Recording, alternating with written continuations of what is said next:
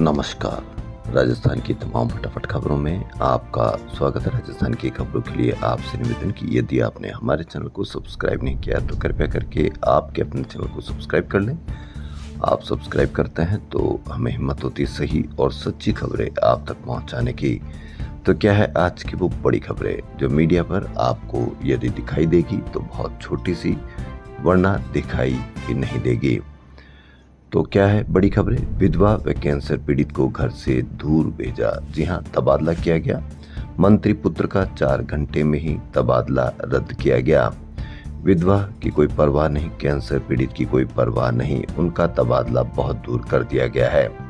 लेकिन इससे कोई फर्क नहीं पड़ेगा क्योंकि आप लोगों को इससे अब फर्क पड़ता ही नहीं, क्योंकि मीडिया ने बहुत मेहनत करके आपको अपनी सारी समस्याओं से बहुत दूर कर दिया है। तबादलों से प्रतिबंध हटाते समय सरकार ने एकल महिला, विधवा, परित्यक्ता, दिव्यांग, असाध्य रोग यानी जैसे कैंसर, हृदय, फेफड़े, किडनी सहित अन्य से पीड़ित कर्मचारियों तथा राजकीय सेवा में कार्यरत पति पत्नी के मामलों को प्राथमिकता देने के निर्देश दिए थे। आरोप है कि शिक्षा विभाग समेत अन्य विभागों ने इनकी पालना नहीं की। उल्टे बड़ी संख्या में ऐसे कर्मचारियों के दूर दराज तबादले कर दिए गए। प्रभावित कर्मचारी अब कोर्ट और राजस्थान सिविल सेवा अधिकरण पहुंच रहे हैं। बार काउंसिल ऑफ राजस्थान के 23 सदस्यीय चुनाव की करीब 2 माह से चल रही मतगणना में पहली जीत घोषित हुई। भीलवाड़ा के अधिवक्ता नीरज गुर्जर निर्वाचन के लिए तय मत संख्या हासिल करने वाले पहले प्रत्याशी बने। प्रथम वरीयता मतों की गणना के बाद जीत के लिए 2614.21 मतों का कोटा तय किया गया था, जिसे नीरज गुर्जर ने सबसे पहले हासिल किया। 7 महीने बाद 219 एफएसओ को मिली फील्ड पोस्टिंग। जी हां, राजस्थान में पहली बार चिकित्सा विभाग ने 219 नियमित फूड सेफ्टी ऑफिसर का नियुक्ति नोटिफिकेशन जारी किया है। इसके साथ ही 7 महीने से इंतजार कर रहे इन अधिकारियों को फील्ड में काम करने और वेतन पाने का अधिकार मिल गया है। बीकानेर में एक और प्रसूता की मौत यानी 23 मौत के बाद विभाग की नींद टूटी। स्क्रीनिंग के दिए आदेश। 23 मौत के बाद भी हमारा मीडिया कितना हिला, कितना कवरेज की, कितनी चर्चा की, इस पर आप अवश्य कमेंट करके बताओ। एक मौत पर पूरा हिल जाने वाला मीडिया 23 मौत के बाद भी बिल्कुल चुपचाप है, बिल्कुल कहीं पर भी कोई चर्चा की खबर नहीं। कोटा, बीकानेर, जोधपुर 10 जिलों में 23 प्रसूताओं की मौत के बाद चिकित्सा विभाग की नींद टूटी। आनंद फानन में प्रदेश भर में गर्भवती महिलाओं के लिए स्वास्थ्य मानकों की सघन स्क्रीनिंग के आदेश जारी किए गए। स्वास्थ्य विभाग ने आदेश जारी किए कि 15 जुलाई से 5 दिवसीय अभियान चलाया जाएगा। अभियान के दौरान गर्भवती महिलाओं के प्रसव पूर्व स्वास्थ्य संबंधी महत्वपूर्ण जांचों का रिकॉर्ड संधारित कर उनके स्वास्थ्य की नियमित निगरानी रखी जाएगी। कितनी निगरानी रखी जाएगी सिर्फ 5 दिवसीय अभियान के तहत? आप इस पर अवश्य कमेंट करके बताएं। 23 मौत यानी 23 परिवारों को बर्बाद कर दिया गया एक लापरवाही ने। इससे आप अवश्य कमेंट करके बताएं। गाय के नाम पर आपने कितनी गोरक्षकों के द्वारा हत्याएं देखी होगी, आप इस पर जानते हैं। लेकिन भ्रष्टाचार की जुगाली देखिए। 38 गौशालाओं ने 1.31 लाख मृत गायों को खिला दिया। 57 करोड़ रुपए से अधिक का चारा। कहीं पर भी इस पर कोई चर्चा देखने को नहीं मिलेगी। भास्कर की बड़ी खबर। राजस्थान में गोवंश संरक्षण के लिए दिया जाने वाला सरकारी अनुदान में बड़ा वित्तीय घोटाला सामने आया। महालेखाकार लेखा परीक्षा दल की जांच में खुलासा हुआ कि जिन गायों की मौत हो चुकी थी या जो पूरे अनुदान अवधि में गौशालाओं में मौजूद नहीं थी, उनके नाम पर भी चारा पानी का अनुदान उठा लिया गया। कितना मन करता होगा इन नैतिकता से मरे हुए लोगों का। पहले राम मंदिर चोरी, अब चारा पानी जो गाय के लिए मृत गायों को ही खिला दिया। 57 करोड़ रुपए से अधिक का चारा। जांच रिपोर्ट के बाद गोपालन निदेशालय ने प्रदेश की 38 गौशालाओं से 57 करोड़ रुपए की वसूली के आदेश जारी किए गए हैं। सबसे अधिक अतिरिक्त राशि डीग जिले के श्री ब्रज कामद सुरभि वन शोध संस्थान जदखोर को 16.36 करोड़ रुपए और जालोर के श्री गोपाल गोवर्धन गौशाला पथमेड़ा को 10 करोड़ 95 लाख रुपए जारी हुए हैं। राजस्थान हाईकोर्ट ने कुक और चतुर्श्रेणी कर्मचारियों की भर्ती व नियुक्ति प्रक्रिया में 2 बड़े बदलाव किए। इन महत्वपूर्ण संशोधनों के तहत अब हाईकोर्ट में कुक बनने के लिए 1 साल के नियमित कुकिंग डिप्लोमा की अनिवार्यता को खत्म कर दिया गया। इसके बजाय संबंधित न्यायाधीश के यहाँ खाना बनाने और रसोई का कार्य के अनुभव को भी पात्रता में शामिल किया गया है। मुख्यमंत्री भजनलाल शर्मा के कई मामलों में सख्त कार्रवाई करते हुए दहेज उत्पीड़न में दोषी चिकित्सा अधिकारी को सरकारी सेवा से बाहर का रास्ता दिखा दिया गया। वहीं रिश्वतखोरी, पद के दुरुपयोग और सरकारी दायित्वों में लापरवाही के आरोप में आईएएस समेत कई अधिकारियों पर कार्रवाई की मंजूरी दे दी है। सरकार ने 2 सेवारत अधिकारियों को वार्षिक वेतन वृद्धि रोककर उनको सजा दी गई है।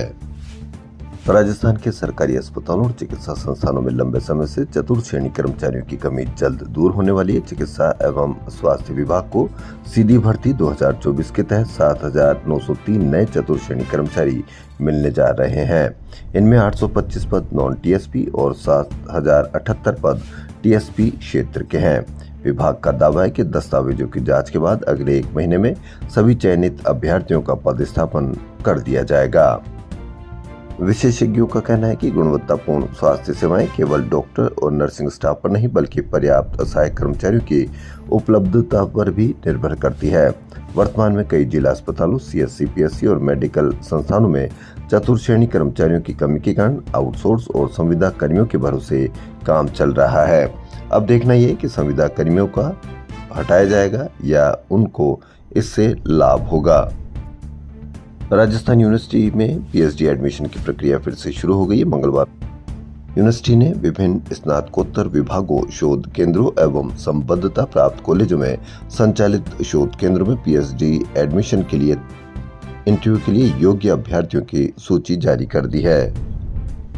पुरस्कृत शिक्षक फोरम राजस्थान ने शिक्षा विभाग की ओर से राष्ट्रीय व राज्य स्तर पर सम्मानित शिक्षकों के दूरस्थ स्थानों पर किए गए तबादलों का विरोध किया है। लालकोठी थाना पुलिस ने एमडी रोड पर सरेआम हुड़दंग, आमजन में भय का माहौल पैदा करने और दंगे जैसी स्थिति उत्पन्न करने के आरोप में 6 लोगों को रंगे हाथों गिरफ्तार किया है। राजस्थान हाईकोर्ट ने एक निर्णय में कहा कि यदि दिवंगत सरकारी कर्मचारी द्वारा कानूनी तौर पर गोद लिया बेटा यानी दत्तक पुत्र भी अनुकंपा नियुक्ति प्राप्त करने का हकदार है। सरकारी अस्पतालों में एक बार फिर सर्वर ठप होने का खामियाजा मरीजों को भुगतना पड़ रहा है। एसएमएस मेडिकल कॉलेज से जुड़े जनन अस्पताल में पिछले 7 दिन से सर्वर डाउन होने से रजिस्ट्रेशन और जांच संबंधी कार्य प्रभावित है। लेकिन आने वाले लोगों के द्वारा कितनी शिकायत की गई है, 181 पर कितनी शिकायत की गई है, इसको आप अवश्य देखें। यदि आप अपने आप को जिम्मेदार नागरिक मानते हैं या आप ये मानते हैं कि देश की सेवा कर रहे हैं तो कहीं पर भी कोई समस्या देखे तो 181 पर आप अवश्य शिकायत कीजिए, तभी जिम्मेदार नागरिक होंगे। व्हाट्सएप पर, सोशल मीडिया पर आप यदि जिम्मेदार नागरिक बनते हैं तो वह असली नहीं बल्कि एक सोशल मीडिया जिम्मेदार नागरिक है। आप देखिए कि कहां आपको समस्या हो रही है। कहीं आने वाले टाइम पर या समय पर आने वाले आपके प्रदेशवासियों को समस्या होती है तो आप उस पर अवश्य शिकायत कीजिए, तभी आप जिम्मेदार नागरिक की पूरी वफादारी के साथ आप अपनी जिम्मेदारी निभाते हैं। सरकार ने प्रदेश में भले ही एआई पॉलिसी लागू कर दी लेकिन एआई में रोजगार को लेकर कोई व्यवस्था नहीं की गई है। न किसी जिले में कोई पद सृजित है और न ही किसी विभाग में एआई से जुड़े रोजगार को लेकर कोई कवायद की गई है। विधायक अमीन कागजी ने सरकार से सवाल पूछा था कि क्या एआई से जुड़े रोजगार सृजित किए गए हैं या रोजगार किस तरह के हैं। इसके जवाब में सरकार ने कहा कि वर्तमान में एआई के संबंध में कोई भी पद सृजित नहीं किया गया है। आज एनसीसी स्थापना दिवस है। हर साल 5 से 7 हजार सैनिक देने वाला राजस्थान एनसीसी कैडेट्स के लिए अब भी सुविधाएं नहीं। पैरामिलिट्री फोर्स की तर्ज पर 1948 में 20,000 कैडेट्स के साथ शुरू हुई एनसीसी में अब देश भर में 20 लाख और राजस्थान में 70,000 कैडेट्स हैं। रक्षा मंत्रालय के अनुसार हर साल देश में औसतन 71,000 युवा तीनों सेनाओं में भर्ती होते हैं। इनमें से 5 से 7,000 राजस्थान के होते हैं, जिनमें करीब 1500 एनसीसी प्रशिक्षित कैडेट्स शामिल है। बिजली टैरिफ नहीं बढ़ा, फिर भी डिस्कॉम ने उपभोक्ताओं को थमाए 20,000 रुपए तक के सिक्योरिटी डिपॉजिट के नोटिस। आम जनता में राहत कब मिलेगी? आम जनता में इससे हड़कंप मचा हुआ है। राजस्थान विद्युत विनियामक आयोग ने 2 साल से बिजली की टैरिफ नहीं बढ़ाई, लेकिन बिजली वितरण निगमों ने बिजली उपभोग व बिल बढ़ने का बहाना कर उपभोक्ताओं को 2,000 से 20,000 रुपए की संशोधित सिक्योरिटी डिपॉजिट जमा करवाने के नोटिस थमा दिए हैं। अकेले जयपुर जिले में 50,000 उपभोक्ताओं को नोटिस दिए गए हैं। नोटिस में सिक्योरिटी राशि जमा नहीं होने पर बिजली कनेक्शन काटने की धमकी दी जा रही है, जबकि उपभोक्ता के बकाया बिलिंग राशि पर ही कनेक्शन काटा जा सकता है। उपभोक्ताओं की दलील है कि जब 2 साल में बिजली टैरिफ बढ़ा ही नहीं तो डिस्कॉम ने विद्युत शुल्क व स्थायी शुल्क कैसे बढ़ा दिए, लेकिन इससे कोई फर्क नहीं पड़ता। कितने दिन से सिक्योरिटी डिपॉजिट के नोटिस दिए गए हैं, लेकिन कहीं से भी कोई आवाज नहीं, कहीं से भी कोई विरोध नहीं, कहीं से भी 181 पर कोई शिकायत नहीं, क्योंकि आम आदमी अपनी समस्याओं से बहुत दूर जा चुका है। उसको अपनी कोई भी समस्या नहीं लगती, इसलिए नहीं तो 181 पर इसकी हजारों शिकायतें आ जानी चाहिए कि किस तरह से सिक्योरिटी डिपॉजिट के नोटिस दिए गए हैं। नेता प्रतिपक्ष राहुल गांधी के देशव्यापी अभियान छात्रों की गूंज के तहत मंगलवार को एनएसयूआई के राष्ट्रीय अध्यक्ष विनोद झाकड़ के नेतृत्व में विशाल छात्र विरोध मार्च निकाला गया। पेपर लीक, भर्ती परीक्षाओं में अनियमितताओं, शिक्षा व्यवस्था में बढ़ते भ्रष्टाचार और छात्रों के भविष्य से खिलवाड़ के विरोध में आयोजित इस मार्च के दौरान बदहाल शिक्षा व्यवस्था के विरोध में प्रतीकात्मक शव यात्रा भी निकाली गई।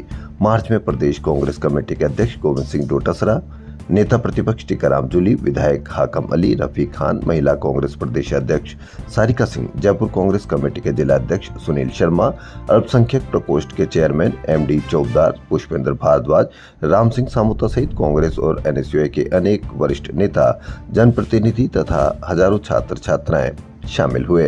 एनएसयूआई के राष्ट्रीय अध्यक्ष विनोद झाखड़ ने कहा कि देश का युवा पेपर लीक, भर्ती घोटाले और भ्रष्ट शिक्षा व्यवस्था से सबसे अधिक प्रभावित है। उन्होंने आरोप लगाया कि केंद्र और राज्य सरकारें युवाओं के भविष्य के साथ लगातार खिलवाड़ कर रही है।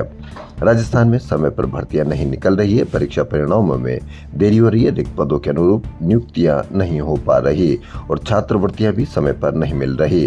उन्होंने कहा कि जब तक पेपर लीक के दोषियों को कठोर सजा नहीं मिलेगी, मजबूत कानून लागू नहीं होगा और केंद्रीय शिक्षा मंत्री धर्मेंद्र प्रधान इस्तीफा नहीं देंगे, तब तक एनएसयूआई राहुल गांधी के नेतृत्व में छात्रों और युवाओं के अधिकारों की लड़ाई सड़कों से लेकर संसद तक जारी रहेगी। वहीं प्रदेश कांग्रेस अध्यक्ष गोविंद सिंह डोटासरा ने कहा कि भाजपा सरकार युवाओं को रोजगार देने में पूरी तरह से विफल रही है। लगातार पेपर लीक, भर्ती परीक्षाओं में गड़बड़ियां और शिक्षा व्यवस्था की अव्यवस्था ने लाखों युवाओं का भविष्य संकट में डाल दिया है। वहीं नेता प्रतिपक्ष टीकाराम जूली ने कहा कि आंदोलन करोड़ों छात्रों और युवाओं के भविष्य की रक्षा, पारदर्शी भर्ती प्रक्रिया और निष्पक्ष परीक्षा व्यवस्था सुनिश्चित कराने का संकल्प है। मार्च के दौरान छात्रों ने पेपर लीक पर कठोर कानून, भर्ती परीक्षाओं में पारदर्शिता, रिक्त पदों शीघ्र भर्ती, समयबद्ध परीक्षा परिणाम जारी करने और छात्रों के हितों की सुरक्षा की मांग उठाई। राजस्थान की खबरों में फिलहाल इतना ही। यदि आपको राजस्थान की खबरें पसंद आ रही तो आपके अपने चैनल को सब्सक्राइब कर लें। धन्यवाद।